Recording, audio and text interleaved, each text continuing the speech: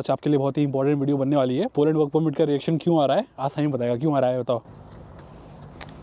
मुझे क्या पता। तो गाइस देखिए, आज हम अपने बहुत ही प्यारे से ब्यूटीफुल लोकेशन पे हैं। पे कुछ ऐसे घर वगैरह बने हुए नहीं होता है, गांव वगैरह में खेतों में घर बनते हैं, छोटे छोटे झोपड़ी वगैरह। यहाँ पे गाड़ी वगैरह खड़ी है मस्त। गाइस सामने जूम करूँ तो वहाँ पे आपको कुछ टैंक वगैरह भी दिख रहे होंगे इस तरफ। वहाँ पे आर्मी का बेस है, पता नहीं क्या है। तो welcome back to my channel. मेरा नाम है उत्कर्ष, मैं रहता हूँ भाई पोलैंड में, जो कि यूरोप शेंगन की बहुत ही सुंदर सी ब्यूटीफुल सी कंट्री है। तो गाइस मैं यहाँ पे 5 साल से रह रहा है, बहुत कुछ देखा है, बहुत कुछ एक्सपीरियंस करा है पर्सनली। गाइस मेरे से बहुत लोग पूछ रहे थे कि उत्कर्ष आजकल वर्क परमिट पे इतना रिजेक्शन क्यों आ रहा है। मैं बोला भाई एक छोटी सी वीडियो आपको बनाई देते हैं, उसमें आपको सारा इन्फॉर्मेशन दे देंगे कि आप क्या क्या करो ताकि आपका वर्क परमिट रिजेक्शन ना आए, आसानी से वीजा वगैरह मिल जाए। अगर वीडियो शुरू करने से पहले अगर आप मेरे चैनल पर नए हैं तो जरूर से सब्सक्राइब करिए। भाई को जल्दी से कराते हैं भाई 50,000 1 लाख सब्सक्राइबर। तो यहाँ पे मेरे सामने पूरा पॉइंट्स वगैरह मैं लिख के लाया हूँ, वीडियो स्किप मत करना, बहुत ही इंपॉर्टेंट इन्फॉर्मेटिव होने वाली है, ठीक है। मेरे से बहुत लोग पूछते हैं मेरे इंस्टाग्राम वगैरह पे या फिर ईमेल वगैरह भी करते हैं कि आजकल वर्क परमिट का रिएक्शन क्यों आ रहा है। नंबर 10 जो आता है रिएक्शन, जस्टिफिकेशन ऑफ पर्पस, वो क्लियर नहीं है कि आप पोलैंड क्यों जाना चाहते हो, राइट। ये बात सही है, आजकल बहुत लोग का वर्क परमिट में रिएक्शन वगैरह आ रहा है, स्पेशली हमारे जो नेपाल वगैरह के भाई लोग हैं, बांग्लादेश के या फिर इंडिया के भी और पाकिस्तान के भी भाई। क्यों आ रहा है उसी बारे में बात करने वाले हैं। आप ये सब जो भी 5-6 पॉइंट है, अगर आप शायद इस पे गौर करोगे, इस पे थोड़ा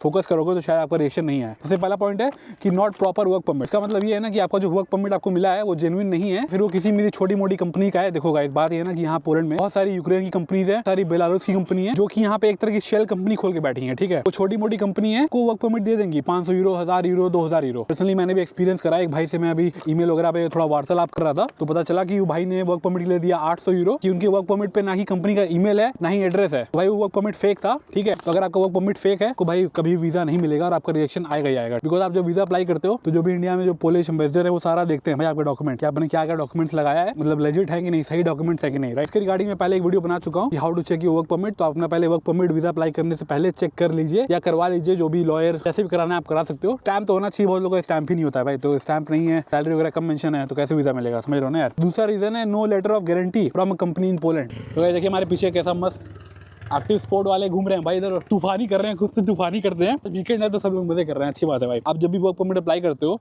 तो जिस एजेंसी से किया हो या फिर खुद से भी किया हो, उनको सारा आपको डॉक्यूमेंट प्रोवाइड करना होता है। अगर वो सारा आपको प्रॉपर डॉक्यूमेंट प्रोवाइड नहीं कर रहे हैं तो गाइस वर्क परमिट के साथ 4 से 5 डॉक्यूमेंट आते हैं, ठीक है। खाली वर्क परमिट लेने से नहीं हो जाता भाई। बहुत लोगों को लगता है ना खाली वर्क परमिट मिल गया तो मतलब सब कुछ हो गया, आप पोलैंड आ जाएंगे, ऐसा नहीं है भाई। अगर लेटर ऑफ गारंटी भी एक डॉक्यूमेंट उसमें से होता है, अगर वो आपके पास नहीं है, वो डॉक्यूमेंट पोलिश में होता है, ठीक है। बेसिकली उस डॉक्यूमेंट में ये मेंशन होता है, जो भी कंपनी का बंदा आपको दिया है, जो भी ऑथराइज है, मैनेजर हो गया या जो भी HR हो गया है, जॉब खत्म हो जाने के बाद उसकी गारंटी होती है, वो गारंटी ले रहा है, उसकी रिस्पॉन्सिबिलिटी होती है आपको इंडिया आपकी कंट्री ऑफ ओरिजिन वापस भेजेगा। और गाइस उसमें ये भी मेंशन होता है कि जब तक आप पोलैंड में रहोगे तो आपकी सारी रिस्पॉन्सिबिलिटी ले रहा है। तो ये डॉक्यूमेंट बहुत ही इंपॉर्टेंट है। मैं बोलूंगा ना वर्क परमिट के बाद सेकंड मोस्ट इंपॉर्टेंट डॉक्यूमेंट यही है, लेटर ऑफ गारंटी। और बहुत लोग का वो नहीं होता है, उनको नहीं मिलता है, एम्प्लॉयर नहीं दे रहा है, उनको मांगना पड़ेगा खुद। आप जब तक मांगोगे नहीं तब से काम तो होगा नहीं भाई। तो अगर आप इस बारे में अवेयर नहीं हो तो अवेयर हो जाओ, उसके बिना आपको नहीं मिलने वाला भाई वीजा। अब गाइस तीसरी पॉइंट है bad interview with the ambassador. Guys बहुत लोगों को ऐसा लगता है ना कि एक बार उनको सारा डॉक्यूमेंट आ गया वर्क परमिट का, उन्होंने VFS में अप्लाई भी कर दिया, ठीक है, वीजा के लिए। तो ऐसा नहीं है कि VFS में आपकी सबमिशन हो गई तो आपको वीजा मिल ही जाएगा। बहुत लोग का मैं बोलूंगा 50-50 होता है, लोग का इंटरव्यू नहीं भी होता है। अगर आपका बहुत ही अच्छी कंपनी से आया हुआ है वर्क परमिट, बहुत अच्छा सैलरी है, मतलब 10-15-20 हजार ऐसा, तो आपका इंटरव्यू नहीं होगा। और बहुत केस में इंटरव्यू होता है, बहुत लोग ना उसके लिए प्रिपेयर करते ही नहीं है। आपने लाइफ के साथ खेल रहे हो, यूरोप का वीजा नहीं लगाना, पोलैंड का रिएक्शन आ गया, समझ जाओ फ्यूचर में बहुत ही हार्ड हो जाता है किसी और भी यूरोपियन कंट्री का वीजा मिलना। तो ऐसा होता है ना कि जब भी आपका इंटरव्यू होगा तो सीधे वो पोलिश एम्बेसडर के साथ होगा, ठीक है। VFS में इंटरव्यू नहीं होता है भाई, बहुत लोग इसमें कंफ्यूजन होता है। तो उसमें एम्बेसडर क्या आपसे क्वेश्चन पूछेगा, बहुत ही सिंपल क्वेश्चन होते हैं, बहुत ही कुछ डिफिकल्ट नहीं है उसमें। क्वेश्चन ही पूछते हैं कि आप पोलैंड क्यों जाना चाह रहे हो, आपकी सैलरी क्या होगी पोलैंड में, आपका जॉब पोजीशन क्या है, कौन से शहर में जा रहे हो, और जो भी वर्क परमिट पे लिखी रहती है ना सैलरी, वो आपको याद होनी चाहिए एकदम माइंड में, एकदम एग्जैक्ट नंबर। उसमें ऐसा नहीं कि हाँ 4000 ज़्लॉटी शायद है 5000, ऐसा नहीं भाई, एकदम एग्जैक्ट नंबर बताओ हम ग्रोसरी के साथ। तो अगर आपको ये सब नहीं पता है तो अपना वर्क परमिट फिर से पढ़ लो ध्यान से इंटरव्यू के पहले। और भी क्वेश्चन पूछ सकते हैं कि आपका भाई जब पोलैंड वर्क परमिट खत्म हो जाएगा, आपकी जब वर्क परमिट एक्सपायर हो जाएगी तो आपका प्लान क्या है। तो आपको ये बोलना है भाई कि मेरे इंडिया में फैमिली है, बिजनेस है, या मेरे घर परिवार है, शादी, वाइफ है, बच्चे हैं, मैं उनके पास वापस आऊंगा, ठीक है। आपको ये सब बोलना है, आपको अच्छा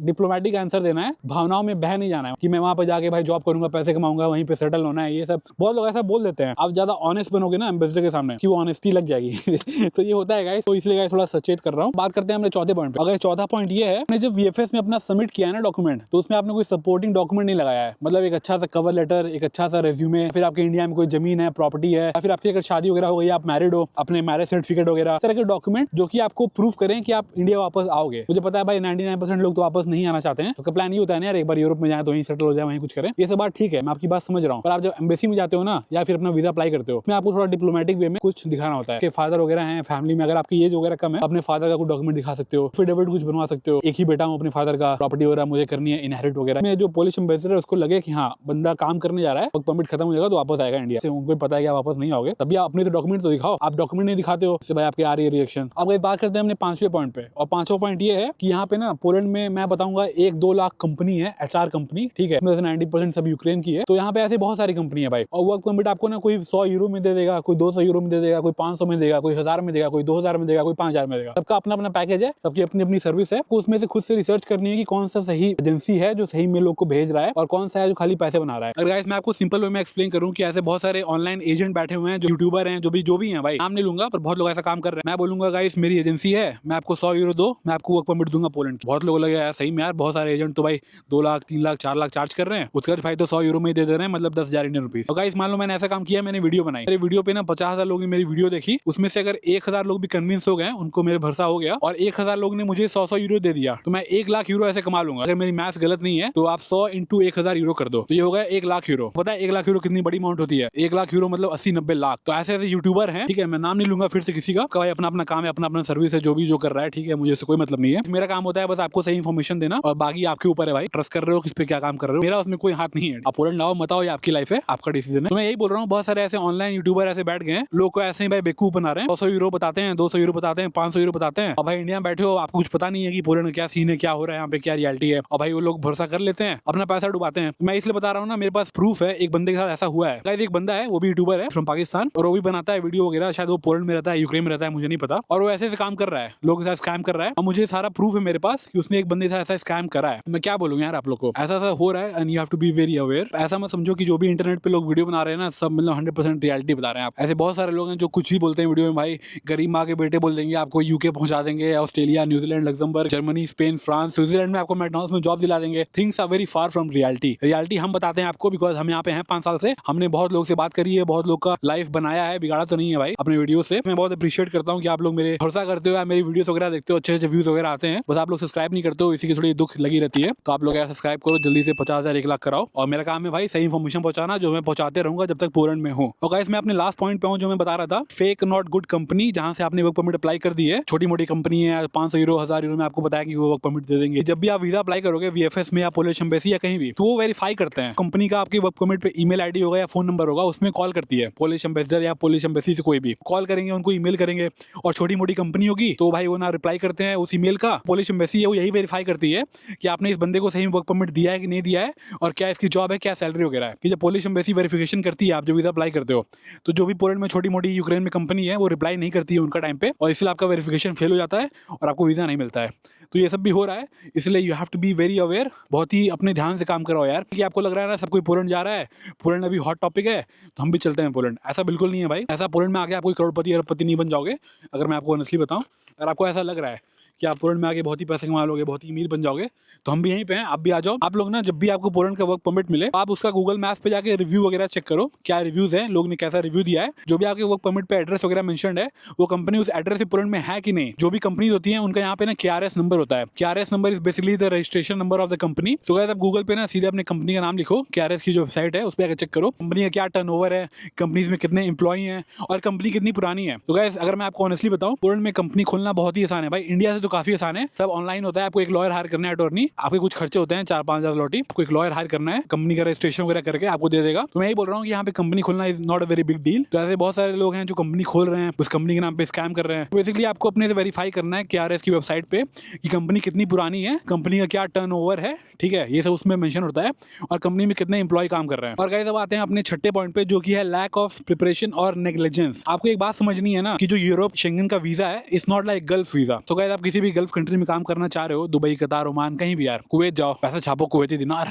ऐसा होता है ना, लोग की शौक होते हैं भाई। तो गाइस आपको एक चीज समझनी है कि पोलैंड में जो भी कंपनीज वगैरह है और पोलैंड का जो भी वीजा का पूरा प्रोसीजर है, इट्स नॉट लाइक गल्फ। इसमें जो एजेंसी है वो आपकी बिल्कुल हेल्प नहीं करती है वीजा के लिए। एजेंसी का काम यही है, सारा डॉक्यूमेंट दे देगी बेसिकली, और वीजा आपको खुद से अप्लाई करना है। और कंपनी का ना उसमें कोई इन्फ्लुएंस नहीं होता है कि आप इस कंपनी से अप्लाई करोगे तो आपका वीजा लगी जाएगा 100%। बहुत सारे ऐसे लोग हैं जो बोलते हैं भाई मेरी कंपनी से अप्लाई कर, मैं तेरे को 100% वीजा दूंगा। सो गाइस गल्फ में ऐसा होता है कि जो गल्फ की जो गवर्नमेंट होती है ना, बहुत सारी कंट्रीज की हायरिंग मैन पावर एजेंसी होती है, उनको ये पावर देती है। एजेंसी का इन्फ्लुएंस होता है कि अगर आप उस एजेंसी से अप्लाई करोगे तो आपका वीजा 100% लगी जाएगा, राइट। इंडियन भाई लोग जाके धूप में काम कर रहे हैं, छाले पड़ जा रहे हैं शरीर पे, कुछ ना पैसे मिल रहे हैं ना सेविंग हो रही है, तो ये सब भाई होता है गल्फ में। तो आपको ये समझना है, आपको एक माइंडसेट लेके चलना है। पोलैंड किसी भी यूरोपियन कंट्री का वीजा है, इट्स नॉट लाइक गल्फ में एजेंसी की कुछ इन्फ्लुएंस नहीं है कि आपको एजेंसी 100% वीजा आपको दिला ही देगी। आपके ऊपर है आप कितनी अच्छे से प्रिपरेशन कर रहे हो अपने फाइल की, कौन सा एजेंट चूज कर रहे हो, आपको एजेंट सही डॉक्यूमेंट दे रहा है कि नहीं दे रहा है। तो ये बहुत सारी चीजें हैं भाई जिस पे डिपेंड करता है।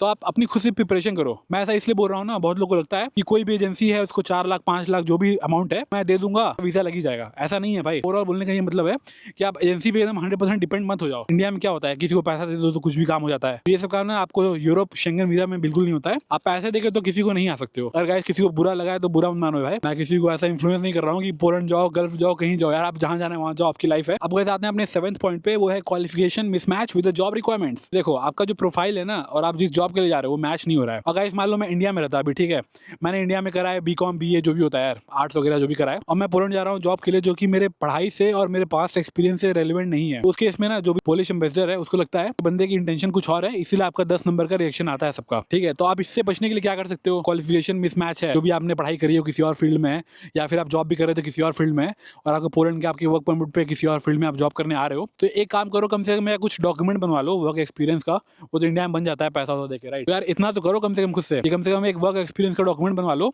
और आप जब वीएफएस में सबमिट करोगे ना अपना एप्लीकेशन वीजा के लिए, सपोर्टिंग डॉक्यूमेंट में वो सब डॉक्यूमेंट आप लगाओ, ताकि जो कि पोलिश एम्बेसडर है तो कुछ तो भरोसा हो कि आप सही में काम करने जा रहे हो, आपका इंटेंशन वही है। बस गाइस एक और चीज आपको समझनी है, कोई पोलैंड का जो वीजा अप्लाई करता है ना वर्क परमिट का, नेशनल एम्प्लॉयमेंट का, उसका इंटेंशन ये नहीं होता है कि वो पोलैंड नहीं आए। बहुत लोग का ये भी होता है, मैं इसलिए बता रहा हूँ, मेरी हर दिन बात होती है लोगों से। ऐसे लोग ऐसा क्वेश्चन पूछते हैं, कर्ज मेरा पोलैंड का वीजा लग गया तो क्या मैं जर्मनी मूव हो सकता हूँ, क्या मैं फ्रांस मूव हो सकता हूँ, इटली मूव हो सकता हूँ, पोर्चुगल मूव हो सकता हूँ, स्विट्जरलैंड लग्जमबर्ग मूव हो सकता हूँ। आपका जो इंटेंशन अगर सही नहीं है शुरू से, पोलिश एम्बेसडर बैठा है उसको पता है कि इंडिया के लोग ऐसा काम कर रहे हैं कि जा रहे हैं पोलैंड का वीजा अप्लाई कर रहे हैं, टूरिस्ट वीजा हो गया या नेशनल एम्प्लॉयमेंट कोई वीजा हो गया, और उनका इंटेंशन कुछ और है कि वहां जाके गायब हो जाएंगे। कंपनी में जॉब किए 1-2 वीक, 5 दिन 10 दिन, छोड़ दिए जॉब, कहीं और गायब हो गए, यूरोप में जर्मनी चले गए, असाइलम क्लेम करने लगे, बहुत सारी चीजें होती है भाई। लोग ऐसा काम आप लोग कर रहे हो इंडिया वाले भाई लोग, ठीक है, तो ऐसा काम मैं बोलूंगा मत करो यार। इससे होता है ना कि जो भी फ्यूचर में जो जेन्युइन लोग हैं उनको वीजा नहीं मिल रहा है यार आपकी वजह से। डंकी लगा रहे हो, क्या लगा रहे हो पता नहीं, आप लोग यार लाइफ के साथ खेल रहे हो अपने, कोई गोली मार देगा। आप लोग मूवी देखी होगी शाहरुख खान की डंकी मूवी, बहुत सही मूवी है, आप लोग नहीं देखो तो देख लो। उसमें पूरा बताया कि लोग कैसे बाहर जाने के लिए पागल हुए हैं, ठीक है, और आखिरी में कुछ मिलता नहीं उन्हें, आखिरी में आते हैं अपने ही देश, और अपने देश भी नहीं जा पाते हैं। बताओ ऐसा सीन हो जा रहा है कि अपने देश वापस नहीं जा पा रहे हो आप इंडिया। गाइस एक और चीज मैं क्लियर कर दूं, मैं ऐसा नहीं बोल रहा कि अगर आपकी पहले की प्रोफाइल कुछ और है और जॉब की प्रोफाइल कुछ और है तो आपको वीजा नहीं मिलेगा। वीजा मिलता है लोगों का, उसमें कहीं ना एक चांस बनी रहती है कि आपका वीजा रिजेक्ट हो सकता है। तो मैं बोलूंगा आपको चांस लेना ही क्यों है। सबसे आखिरी पॉइंट पे, जो कि 8वां पॉइंट है, सबसे इंपॉर्टेंट भी है, लैक ऑफ फाइनेंशियल स्टेबिलिटी। इसका मतलब ये है कि जो भी आप लोग पोलैंड आ रहे हो वर्क परमिट पे, तो ऐसा नहीं होना चाहिए कि आप साथ में सपोर्टिंग डॉक्यूमेंट अपना बैंक स्टेटमेंट वगैरह या फिक्स डिपॉजिट कुछ तो लगाओ, ताकि उनको लगे कि सही में आप फाइनेंशियली स्टेबल हो। मतलब उनको ऐसा नहीं लगना चाहिए कि आपके पास इंडिया में कुछ भी नहीं है और आप बस पोलैंड जा रहे हो, आप वहीं से आपकी पैसा वैसा आप कमाना शुरू करोगे या अपनी लाइफ इंप्रूव करोगे, जो भी लाइफ की क्वालिटी है या फिर सेविंग्स वगैरह जो भी। तो ठीक है, आपको सारे कंपनी से डॉक्यूमेंट तो मिलता है, पर आपको खुद से भी ना अपने कुछ ऐसे डॉक्यूमेंट लगाने हैं, फाइनेंशियल डॉक्यूमेंट। बैंक स्टेटमेंट में कम से कम 3 लाख 4 लाख 5 लाख अगर पॉसिबल है तो दिखाओ। अगर ये पैसा मैनेज नहीं हो रहा है तो यार अपने फैमिली में किसी से या लोन लो या कुछ भी करो, कम से कम इतना फाइनेंशियल डॉक्यूमेंट तो दिखाओ, ताकि जो पोलिश एम्बेसडर है उसको ये ना लगे कि आपके पास इंडिया में कुछ भी नहीं है, आप इंडिया में बहुत गरीब हो। आप सही में अगर गरीब हो तब भी ठीक है, उनको नहीं लगना चाहिए कि आपके पास इंडिया में कुछ भी नहीं है और पोलैंड जाके आपकी लाइफ इंप्रूव होगी। अगर उनको ये सब लग गया तो चांसेस वेरी हाई कि आपको वीजा नहीं मिलेगा। मुझे पता है गाइस, एजेंट बोलते हैं कि नहीं यार बैंक स्टेटमेंट क्या जरूरत है, तेरे पास वर्क परमिट है, जॉब ऑफर है, सब कुछ है। तो इससे क्या होता है ना, आपके ओवरऑल जो आपका प्रोफाइल है उसमें थोड़ी हेल्प होती है। मतलब ये लगता है कि हाँ बंदे का एप्लीकेशन जेन्युइन है। तो गाइस देखा वीडियो के लिए मैंने जो भी 7-8 पॉइंट थी सब पे बात करी, आपको बताया कि आप क्या क्या करो कि आपका वीजा रिजेक्ट ना हो। भाई मैं बात करता हूँ लोगों से जो 8 नंबर 10 नंबर का लगा के टिक, आपको पासपोर्ट के साथ एक स्लिप मिल जाएगा कि आपको वीजा नहीं मिला। मिला। तो गाइस ये सब हो रहा है और आपको इससे बचने के लिए आप ये जो 8-10 पॉइंट मैंने बताए हैं ऊपर में, अब इस पे काम करो ताकि आपका वीजा वगैरह लगे भाई। तो गाइस आखिरी पॉइंट ये है ना, अगर मान लो वर्स्ट केस अगर आपका रिएक्शन आ भी गया, मैं इसके बारे में थोड़ा बात कर लेता हूँ कि आप क्या कर सकते हो। आप सबसे पहले आपको एनालाइज करना है आपका किस पॉइंट पे आया रिएक्शन, ठीक है। ज्यादातर लोग का 8-10 नंबर पे आता है और आपको लगता है कि आपकी कंपनी ने आपको सारा डॉक्यूमेंट प्रोवाइड नहीं किया है और आपका रिएक्शन आया है, तो आप वो डॉक्यूमेंट कंपनी से मंगा के आप लगाओ। आपके पास 14-15 दिन का टाइम होता है अप्लाई करने के लिए, रीअपील करने के लिए। और सबसे इंपॉर्टेंट डॉक्यूमेंट, अगर आप रीअपील करते हो, आपको ये बात आपके एजेंट बताएंगे नहीं, मैं बता रहा हूँ, ठीक है। भाई समझो या छोटा भाई बड़ा भाई जो भी समझो, अगर आप रीअपील करना चाहते हो, आपके पास 14 से 15 दिन का टाइम है और आपको एक लेटर लिखना होता है, reappeal letter to the ambassador. जो भी आपने एप्लीकेशन पहले लगाई थी, आपने जो भी डॉक्यूमेंट लगाई थी, उसके बेस पे आपको वीजा नहीं मिला, तो आप इस बार क्या क्या नया डॉक्यूमेंट लगा रहे हो उनसे आप रिक्वेस्ट करो कि आपका वीजा वो कंसिडर करें ताकि आपको वीजा मिल सके। रीअपील करने के लिए सारा डॉक्यूमेंट फिर से लेके पहुंच जाते हैं एम्बेसी में, तो वैसा नहीं मिलता भाई। आपको एक प्रॉपर लेटर लिखना है रीअपील का। चैट जीपीटी यूज करो या कोई भी चाट पापड़ यूज करो उससे मतलब नहीं है, पर आपको एक प्रॉपर रीअपील का लेटर लिखना होगा। जो भी पोलिश एम्बेसडर है उसको लगे कि हाँ भाई पहली बार में अगर वीजा नहीं मिला, बंदे ने क्या क्या इंप्रूवमेंट करी है अपने एप्लीकेशन में, क्या क्या नए डॉक्यूमेंट लगाए हैं, अच्छे डॉक्यूमेंट, कि रीअपील के बाद भी वीजा मिलता है लोगों को। तो गाइस मैं अपने पर्सनल में बताऊं तो मेरी बंदी बहुत क्लोज यहाँ पे थी, तो उसको भी पहली बार में नहीं मिला था वीजा, पर शी रीअपील के बाद भी वीजा मिलता है। ये पॉसिबल है, पर मैं बोलता हूँ यार इस पॉइंट तक अपना केस लाना है क्यों है। मुझे पता है एक बार वीजा जब रिएक्ट हो जाता है ना, दिमाग पे प्रेशर होता है ना मेंटली यार, वो बहुत बड़ा होता है। बिकॉज आप इतना अपना टाइम स्पेंड किए, पैसा लगाया, फिर आपके घर वाले बोलेंगे हाँ बड़ा विदेश जाने वाला था, लग गया वीजा। ऐसा सब जो टॉन्ट मारते हैं लोग इंडिया में, भाई ये सब प्रॉब्लम तो है, पर आप रीअपील करो तो वीजा मिल सकता है। यार आप वर्स्ट केस एक और काम कर सकते हो, अगर आपने एक एजेंसी के थ्रू अप्लाई किया तो आपको वीजा नहीं लगा, तो गाइस बार ऐसा भी होता है कि अगर दूसरे अच्छे एजेंसी से अप्लाई करो तो वीजा मिल जाता है। और दूसरा पॉइंट ये भी है ना गाइस कि आप जब जा रहे हो वीएफएस में, तो हर चीज की आप जो भी ओरिजिनल है साथ साथ फोटोकॉपी भी लेके चलो। बहुत सारे लोग लेके नहीं जाते हैं फोटोकॉपी, फिर वहाँ पे भाई उनके दिमाग में स्ट्रेस हो जाएगा, जो भी हो जाएगा वहाँ पे हो जाती है फोटोकॉपी। नहीं ही बोलता है कि आप फोटोकॉपी सबमिट करो, अगर नहीं है तो फिर लेके आओ, फिर आपको जाना पड़ता है। नहीं लेके आओ, जहाँ तक मुझे पता है ना आजकल वीएफएस में उनके काउंटर है फोटोकॉपी का, पर वहाँ महंगा होता है। अब मैं बोलूंगा हर डॉक्यूमेंट का फोटोकॉपी भी लेके चलो और गुड लक फॉर एवरीवन। सबको वीजा मिले भाई, सबकी पोलैंड आए, गरीबों वाली वादियाँ सब कुछ एंजॉय करे लोग। तो यही सब है लाइफ में, और कुछ भी नहीं है भाई यहाँ पे। बस यहाँ पे ये लाइफ थोड़ी अच्छी है, सुकून वाली है, रिलैक्स है सब कुछ, माहौल बंदियों ने मिलते रहेंगे, उसमें टेंशन नहीं है। तो ये था वीडियो के लिए, that's pretty much for the video. I really hope कि आपको वीडियो थोड़ी सी पसंद आई होगी, थोड़ी सी इन्फॉर्मेटिव लगी होगी, और लगी होगी तो एक लाइक शेयर सब्सक्राइब। गाइस मिलेंगे नेक्स्ट वीडियो में, तब तक आप लोग यार 50,000 करवा देना, नहीं तो मैं वीडियो नहीं डालने वाला। इस वीडियो पे कम से कम 1 से 2,000 लाइक करा दो, कमेंट में कराओ, सब कुछ कराओ, और मिलते हैं नेक्स्ट वीडियो में। मिलते हैं भाई, पूर्ण में मिलेंगे अब, ठीक है, चलता है, बाय बाय।